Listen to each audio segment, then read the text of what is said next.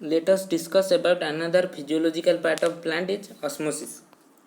Osmosis, it is a physiological process अर्थात गोटे उद्भिदर गोटे एक्टिविटी उद्भिदर देहरे जो एक्टिविटी होता है ताको फिजियोलॉजिकल प्रोसेस कहुए by which the solvent molecule और water molecules are move their higher concentration to lower concentration through semi permeable membrane. Semi permeable membrane meaning अर्थात जो मेम्ब्रेन रे वाटर मॉलिक्यूल पास करता है ताको सेमी परमेबल मेम्ब्रेन कहुए. एतरे सॉल्वेंट मॉलिक्यूल और water molecule are move from higher concentration to lower concentration. तेणु यह ऑस्मोसिस प्रोसेस कहुए. Other definition is the diffusion of water through a semi permeable membrane is called osmosis. Diffusion अर्थात विसरण water particle गोटे स्थान अनादर स्थान को जीव अर्थात हायर कंसंट्रेशन और लोअर कंसंट्रेशन जीव through semi permeable membrane is called as osmosis.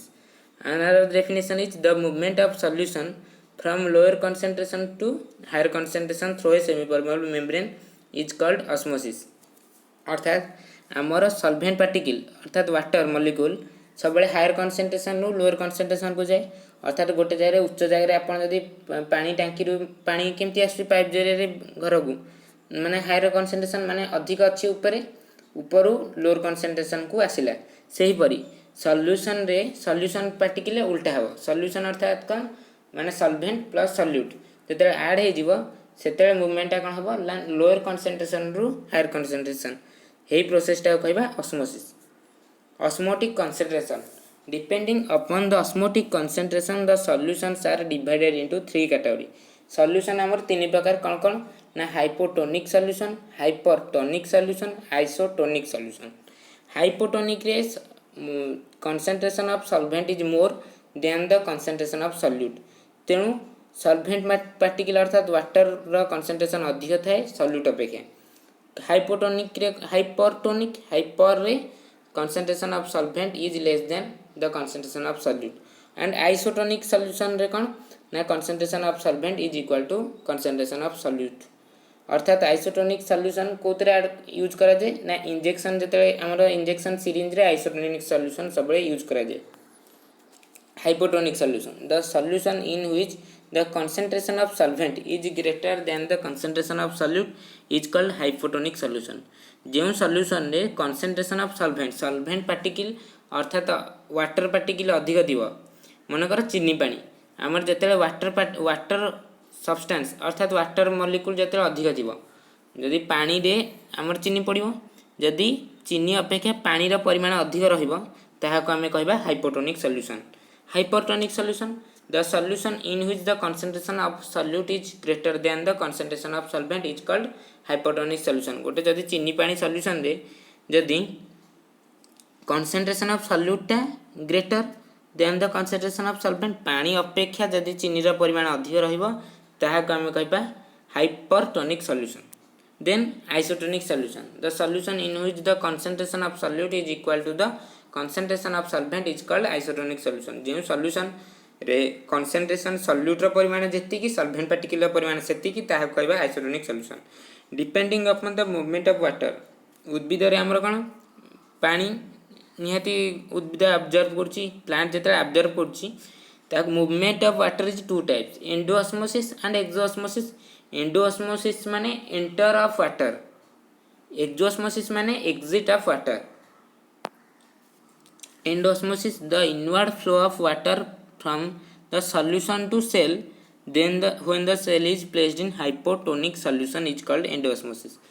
Inward flow of water from solution to cell मनकर गोटे आमे किछि बिकर मनकर गोटे पॉट नेले सेतरे आमे किछि सॉल्यूशन रखिले ता ऊपर मनकर सेल टे आमे रखिले सेल रे कोन ना फास्ट प्रथम किछि वाटर मॉलिक्यूल नथिबो ए हमर थिबो कोतरे ना जो पॉट नहीं जो सॉल्यूशन जो अच्छी सॉल्यूशन वाटर मॉलिक्यूल अच्छी आ सॉल्वेंट पार्टिकल ऐड होकिन अच्छी मिसिकी अच्छी when cell is placed in hypotonic solution. जदि सॉल्यूशन टा हाइपोटोनिक सॉल्यूशन होइते ताले हाइपो अर्थात वाटर मॉलिक्यूल अधिक रहइबो वाटर मॉलिक्यूल जते अधिक रहइबो जदि सेल टा ता ऊपर हमें जदि प्लेस्ड करबा ताले वाटर मॉलिक्यूल टा हमर सॉल्यूशन टू सेल भीतर को एंट्री करिवो. तेनु inward flow of water when the cell is placed in hypotonic solution is called endosmosis. Endo meaning entry of water to the from solution to cell is called endosmosis. Then endosmosis occurs when the place is hypotonic solution. We are discuss about hypotonic solution. Hypo meaning the solution of concentration of solvent particle is more when when the cell is placed in hypotonic solution, then endosmosis is occurs. During endosmosis the volume of cell is increases. जिते endosmosis हम जो water molecule जो cell भीतर को entry हम सेलटा निहाती grow कर तेणु the volume of cell is increases. The condition of cell is called turgid condition. जो सेलटा इंक्रीज कर कहते turgid condition. Next the endosmosis occurs the turgor pressure of cell is increases. Turgor pressure को आम shortcut रे TP लिखिपर. Turgor प्रेशरटा increase हम जेहेतु सेल भीतर को वाटर सब्सटेंसटा एंट्री कर सेल ग्रो होची तेणु टर्गर प्रेशर इंक्रीज हम. तापर एक्जोस्मोसिस माने एक्जो मीनिंग आउटवर्ड फ्लो अर्थात एक्जिस्ट माने जिते सेल रु वाटर सब्सटेंस जिते बाहरी आसो बाहर को ताहा कहते एक्जोस्मोसिस. एक्जोस्मोसिस कौन ना the outward flow of water from cell to solution when the cell is placed in hypertonic solution. Hypertonic solution माने जो सॉल्यूशन रे सॉल्वेंट पार्टिकल लेस थिबो अर्थात वाटर मॉलिक्यूल कम थिबो. वाटर मॉलिक्यूल कम थिबो सॉल्यूट पार्टिकल मोर थिबो. तेणु मनकर सेल गोटे सेल को आमे गोटे जग भीतर आमे गोटे पॉट भीतर प्लेस कले. हे पॉट रे कोन अछि ना हाइपरटोनिक सॉल्यूशन. हाइपरटोनिक अर्थात हेतरे सॉल्यूट पार्टिकल मोर अछि सॉल्यूशन सॉल्वेंट पार्टिकल लेस अच्छी वाटर मॉलिक्यूल वाटर पार्टिकल कम अच्छी आउ सॉल्यूट पार्टिकल अधिक अच्छी. तेणु प्रथम आमर सेलटार जिते थी सेलटार निहाती वाटर मॉलिक्यूल अच्छी वाटर मॉलिक्यूल अच्छी आउ किसी सॉल्यूट अच्छी. जिते आम हाइपरटोनिक रे प्लेस्ड करवा गोटे सेल को ताहले आउटवर्ड फ्लो हम कारण भीतर कंसंट्रेशन अधिक अच्छी वाटर बाहर कंसंट्रेशन कम अच्छी. तेणु flow of water is higher concentration so lower concentration, so the from cell to solution the movement of water is from cell to solution, so we can call the process is exosmosis. Exosmosis is the occur when the place is hypertonic solution.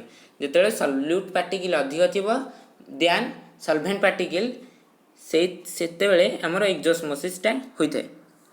During exosmosis volume of cell is decreases due to movement of outward movement of water, so volume of cell is increases obviously. The condition of cell is called flaccid condition. जेतेले हमर endosmosis हेउतिला ता कहंती हमर हबो turgid condition. जेतेले cell रु वाटरटा remove हे गला अर्थात exosmosis समय ता कहबा फ्लासिड condition. when the exosmosis occurs the pressure potential of the cell is decreases due to remove of water the cell is became shrinkage. Cell टा बर्तमान दबी जीव तेणु प्रेशर पोटेंशियल इज डिक्रीजेस अर्थात कमी जीव. Exosmosis Leeds to plasmolysis. Plasmolysis अर्थात shrinkage of protoplasm को प्लाज्मोलाइसिस कहती. गोटे प्रोटोप्लाज्मटा जदि श्रिंकेज हो अर्थात स्क्वीज हो दबी जीव जेतेबेले सेलटा placed in hypotonic solution hypertonic solution अर्थात जदि सेलटा हाइपरटोनिक सॉल्यूशन प्लेस्ड हम ताहले सेल रु वाटर पार्टिकल रिमूव हो तेणु सेटा कहती प्लाज्मोलाइसिस. जदि अधिक एक्जोस्मोसिस हम ताहले एटा हम प्लाज्मोलाइसिस. बर्तमान देखंतु it leads to plasmolysis. when the cell is placed in isotonic solution there is no movement of water occurs between cells and solution. जदि गोटे सेल को आम आइसोटोनिक सॉल्यूशन में प्लेस्ड करवा अर्थात concentration of solute is equal to the concentration of solvent particle then the concentration समान रहला तेणु there are no flow of water from cell to solution और solution to cell, so there is no movement of water between cell to solution. Hence there is no change in condition of cell. Cell condition किसी change होगा ना जी थिला पूर्वे से पर रहिबो. Fast आम exosmosis endosmosis आउथरे कह दूची. एक्जोस्मोसिस अर्थात गोटे सल्भेंट पार्टिकल जदि सेल रु रिमूव हम एंडोस्मोसिस अर्थात जिते सल्भेंट पार्टिकल सल्यूशन रु सेल भीतर को एंट्री हम कहती आमर endosmosis. Isotonic solution there is no flow of water molecule from cell to solution और solution to cell. Thank you, stay tuned, please like share and subscribe to my channel.